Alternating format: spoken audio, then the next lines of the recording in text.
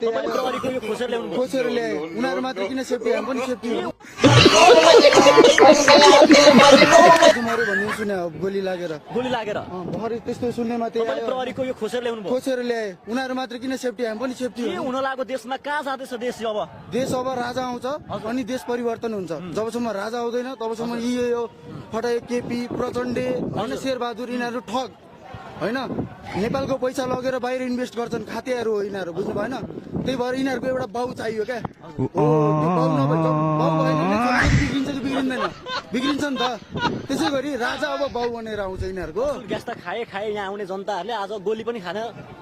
तयार मलाई हान्छ म खान्छु मलाई हान्छ